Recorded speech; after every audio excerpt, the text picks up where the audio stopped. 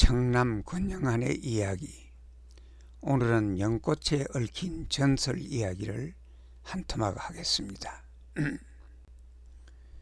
옛날 아라비아에 푸른 물이 솟아나는 우물을 가진 마음씨 착하고 아름다운 소녀가 있었습니다.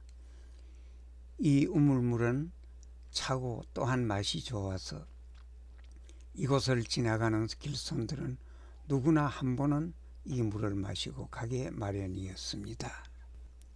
그러던 어느 날 아주 남루한 차림을 한 젊은이가 지나가다가 물 한 그릇을 청하였습니다.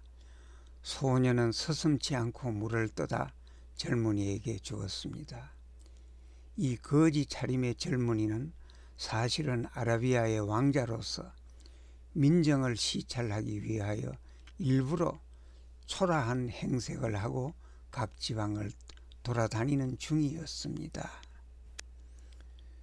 젊은이는 고마워서 품속에 강직했던 향수병을 꺼내어 물그릇에 향수를 한 방울 떨어뜨려 주고 떠났습니다. 이로부터 이 물그릇에는 늘 아름다운 향기가 풍기고 그 후로는 물을 마시면 향기로운 물을 마실 수가 있었습니다.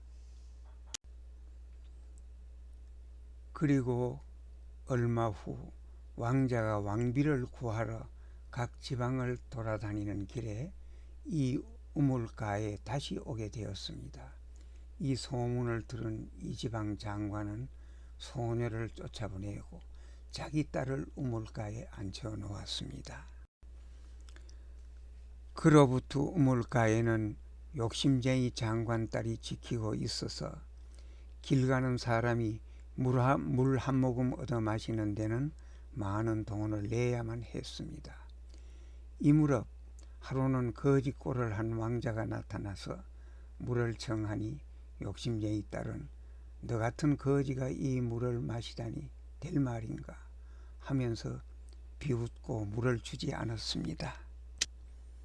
왕자는 아무 말도 하지 않고 그 자리를 떠났습니다. 얼마 후 정장을 한 왕자가 일행을 거느리고 다시 우물가에 와서 물을 청하였습니다. 욕심쟁이 딸은 물을 깨끗이 떠서 공손히 왕자에게 바쳤습니다. 왕자는 물그릇에 입을 대다가 그릇도 다르고 향기도 없는 걸 하면서 옛날의 물그릇으로 물을 떠오라고 하였습니다.